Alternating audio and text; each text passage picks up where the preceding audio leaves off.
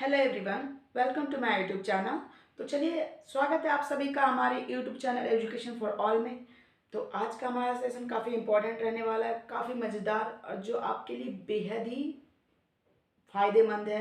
ये आपको काफ़ी मदद करने वाली है एग्ज़ाम में। तो चलिए स्टार्ट करते हैं। आज आज का सेशन हमने लिया है नॉलेज एंड करिकुलम से, जो आपका बीएड सेकेंड ईयर का सब्जेक्ट है, जिसमें मैंने डिस्कस किया है paper 1 first book knowledge and curriculum को। तो चलिए स्टार्ट करते हैं। इम्पॉर्टेंट क्वेश्चंस को डिस्कस किया है जो आपके एग्ज़ाम के पॉइंट ऑफ व्यू से बहुत ही इम्पॉर्टेंट है। तो चलिए देखते हैं। सबसे पहले मैंने यूनिट वाइज सभी प्रश्नों को डिस्कस किया है। तो सबसे पहले हम यूनिट 1 से स्टार्ट करते हैं। यूनिट 1 से कौन कौन से प्रश्न आने की संभावना है।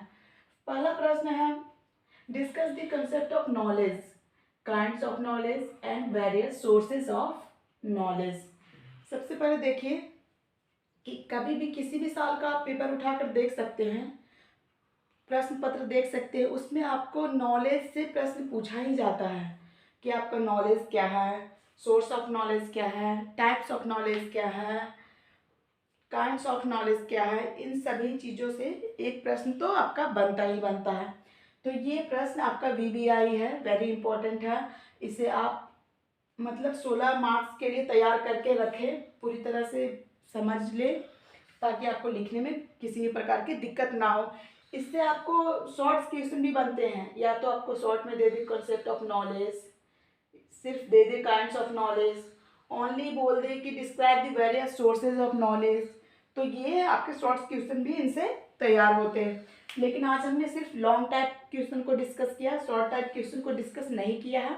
तो चलिए सिर्फ समझते हैं कि आपको 16 मार्क्स वाले क्वेश्चन कौन कौन से हैं जो आपको एग्जाम में देखने को मिल सकता है। सबसे पहले ये देखिए कि आपके एग्जाम में टोटल आपको 5 क्वेश्चन ही अटेम्प्ट करने होते हैं। या आप कहीं से कोई भी प्रश्न कर सकते हो। 4 यूनिट दिए हुए रहेंगे, यूनिट 1, यूनिट 2, यूनिट 3, यूनिट 4। इन सब में से पहले का जो नियम था, यूनिवर्सिटी ये नियम अब लाई है कि आप कहीं से कोई भी प्रश्न को अटेम्प्ट कर सकते हो। पूरे के पूरे 4 प्रश्न, 4 क्वेश्चंस को अटेम्प्ट कर सकते हो। लेकिन पहले ये नहीं था, पहले आपको था यूनिट वाइज क्वेश्चन में से आपको 1 क्वेश्चन अटेम्प्ट करने। जैसे यूनिट 1 है तो यूनिट 1 में से आपको कोई भी दोनों में से जो भी आ रहा है, एक क्वेश्चन आपको यूनिट 1 से, फिर दूसरा यूनिट 2 से, तीसरा यूनिट 3 से, चौथा क्वेश्चन आपको यूनिट 4 से, और 1 नंबर का क्वेश्चन जो पहले नंबर का क्वेश्चन है वो तो आपके लिए कंपलसरी है ही, तो वो आपको तो करना ही करना है। लेकिन अब ऐसा नहीं है, इसमें ये चेंजिंग आया है इस बार के सेशन में कि आपको 1 नंबर का क्वेश्चन जो पहले नंबर पे होगा, फर्स्ट नंबर पे प्रश्न पत्र 1, वो आपके लिए कंपलसरी है, वो आपको करना ही करना है। लेकिन जो बाकी के क्वेश्चन आपके लिए आएंगे यूनिट 1, यूनिट 2, यूनिट 3, यूनिट 4 से, वो आप कहीं से भी 4 प्रश्नों को अपने पेपर में डिस्कस कर सकते हैं। और कहीं ना कहीं ये भी आपके मन में आ रहा होगा कि इन 16 मार्क्स वाले प्रश्नों को हमें एटलीस्ट कितने से कितने पेज तक में लिखना होता है।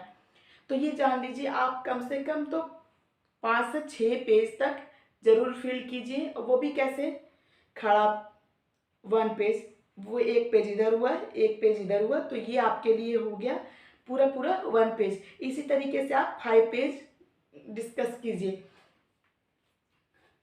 तो ये है, स्टार्ट करते हैं। चलिए देखिए, कर discuss the concept of knowledge and kinds and various sources of knowledge. ये आपका इंपॉर्टेंट है। दूसरे नंबर पे आपका है discuss between information and knowledge, believe and truth. Sorry, यहाँ पे मैंने नोट डाउन नहीं किया है, शायद स्किप हो गया माइंड से। Reasoning and analysis.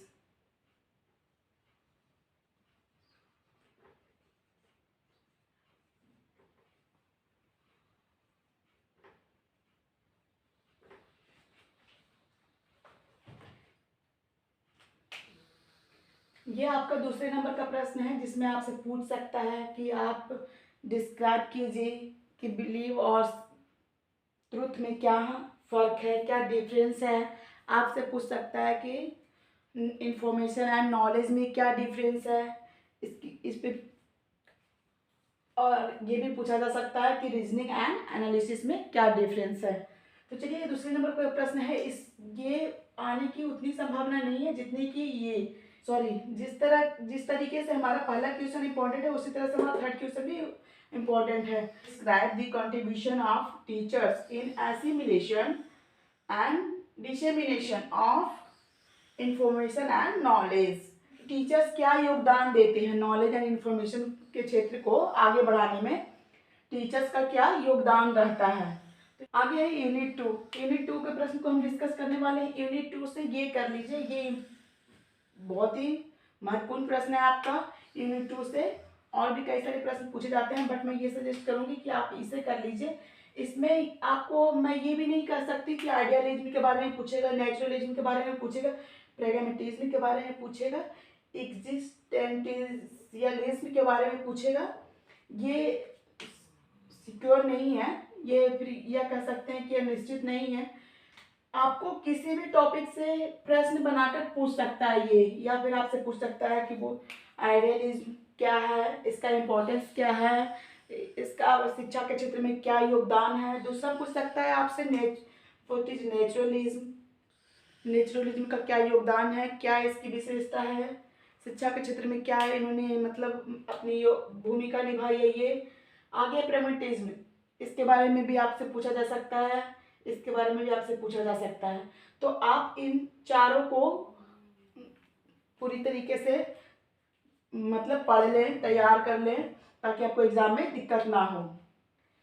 Unit third से हमारा रहता है discuss the concept of curriculum, needs of curriculum, various types of curriculum, importance and it's components. इसे भी आप कर ले, ये भी काफ़ी इंपॉर्टेंट रहने वाला है, एग्जाम में आपको देखने को मिल सकता है। आगे हमारा है describe critical approach to curriculum theory. ये आपको देखने को मिल सकता है कि हमारे क्रिटिकल अप्रोच कौन कौन से हैं। तो कौन कौन से आते हैं, learner centre approach, child centre approach, और क्या है टीचर सेंटर अप्रोच। तो ये तीनों आपको एग्जाम में देखने को मिल सकता है। आपके क्रिटिकल अप्रोच के अंतर्गत प्रश्न पूछे जा सकते हैं। यूनिट 4 से हमारा क्या रहता है प्रश्न, कह रहा है what do you know about curriculum change design. कह रहा है what do you know about curriculum design, describe discipline centre design, learner centre design and problem centre design. इन तीनों को डिस्कस करने के लिए क्या है हमारा करिकुलम डिजाइन क्या है, करिकुलम डिजाइन मॉडल क्या है, इसके बारे में आपसे पूछा जा सकता है यूनिट 4 के अंतर्गत। दूसरे नंबर पर आता है हमारा describe the curriculum change, needs and its importance and factor affecting of curriculum change. ये भी आपसे पूछा जा सकता है, तो इतना कर लीजिए, इससे बाहर आपका कुछ नहीं जाएगा, आपके प्रश्न इन्हीं में से आएंगे। तो आप इतना कर लेंगे तो आपको आराम से आप 70 से 80% तक ला सकते हैं। तो आगे की वीडियो में मैं शॉर्ट क्वेश्चन को भी डिस्कस करूंगी, और इसमें से भी आपके ऐसे प्रश्न हैं जो मैंने अपनी वीडियो में नहीं करवाया है, कुछ प्रश्न ऐसे हैं जो मैंने अपनी वीडियो पर करवाया हुआ है। तो मैं उन सारे प्रश्नों को करवाने की कोशिश करूंगी जो आपके लिए एग्ज़ाम में फ़ायदेमंद साबित होगा। तो चलिए मिलते हैं अगली वीडियो में।